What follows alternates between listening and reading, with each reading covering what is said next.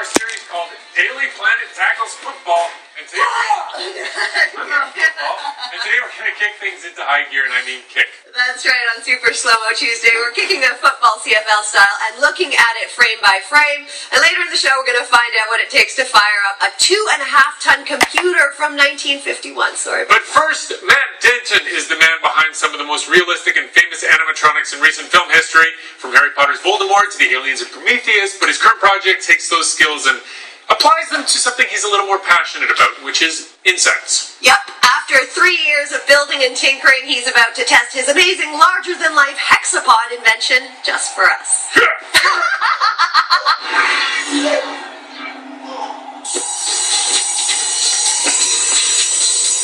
For as long as he can remember, Matt Denton has been obsessed with two things: bugs and robots. I've always been fascinated by insects and walking machines in general.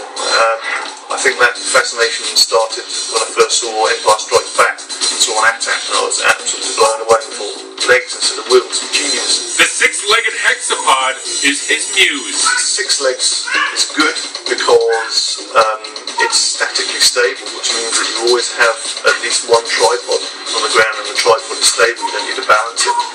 He's designed dozens over the years, and they do everything from recognize a face, when you that click, you know, that there's him taking a picture, to walk,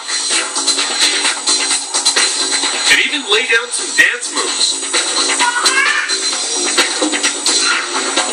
Over the years, as Matt and his engineering prowess grew, so did his Hexapod dreams. Well, they've always had this idea of building a larger machine. A, because it's cool to drive a 6-legged robot, and B, for R&D purposes. Meet Mantis, a 2-ton, 2-meter-high, 6-legged insect robot with a 50-horsepower, 2.2 turbo diesel engine and a top speed of 1 kilometer an hour. I love, driving it, and when it's in, around the backfield from here, I spent about 2 days just driving around the field. Question is, will the locomotion software he designed work in this monster-sized Hex? That's what he's going to find out today in this soggy English field. Generally, the biggest challenge with any kind of walking machine is terrain adaptation. It's getting across the terrain with the sensors that you have.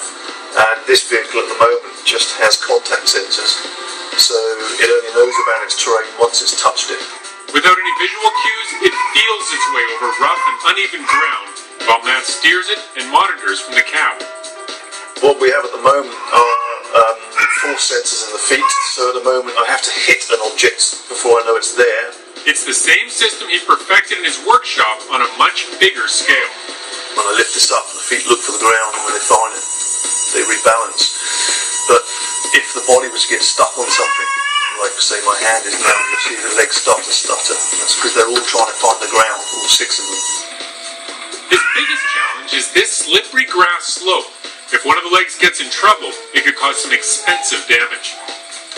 Well, if the hydraulic pressure drops, effectively you'd lose one or two legs, and the body would start to sink to the ground. At that point, I would either hit the E-stop, which locks it dead and stops it from sinking, because it locks all the hydraulic system up, or I'd just let it sink and power down softly and then power it back up again. But if he were somehow to lose control of Mantis, these powerful legs are capable of increasing their speed tenfold. Those legs can move at a terrifying speed if they wanted to. When I was testing this machine, I took them to the limit, and they were the kind of speed that you wouldn't want to get hit by one of them, so you want to hope it stays in a controlled mode. Today, on this rough terrain test, he's picked the most stable walking mode, 4 legs on the ground at all times, while only 2 are in motion. The body is supposed to automatically lean to maintain balance while the legs change shape, and that is where it gets tricky. There's a lot going on, that's all 18 axes that are working together to try and keep that body roughly to the shape of the terrain. If you reach up, your shoulder goes up. Your shoulder doesn't stay straight, it doesn't stay here, it goes up with your arm. It's exactly that. It's adapting the rest of the body. It's using the rest of the body to reach further. So that's what it's doing. Whatever the average shape of the terrain is underneath it, the body will try and stay level to that. On top of that, you switch the body leveling on, and it will try and keep gravity as the level. but then you start to run out of leg range. It does pretty well, but there is a close call. It did nearly collapse at one point. Why is that? There's the left middle leg has got a hydraulic seal problem, and I noticed when we came up here at one point, one side dipped down, and I looked round and it was slowly collapsing. But it managed to right itself. A good sign Matt's on the right track, creating a robot that could slowly step its way into other areas. Generally areas where you don't want to send people in, and maybe there is, the road structure has been destroyed. When the terrain gets very difficult, like a boulder field, maybe you need to start stepping over things. Maybe that's where linked vehicles come in. Before that can happen, this hexapod needs a lot more sensors, including some eyes. So really what you need is some form of non-physical contact sensor, such as ultrasonic or something around each leg, which is something I'd hope to do for the future. And then further on from that is something like LiDAR, where you actually see the topology of the ground around you before you've got to it, so then you can start to plan your trajectory across the surface. And then maybe he will be done with his childhood fixation. Or maybe not. Yeah, I'd like to think that I'd say I'm done with hexapods, but I doubt it. I have some other ideas that involve hexapods, smaller hexapods, and flying machines, and stuff like that. I doubt I'm done with hexapods yet.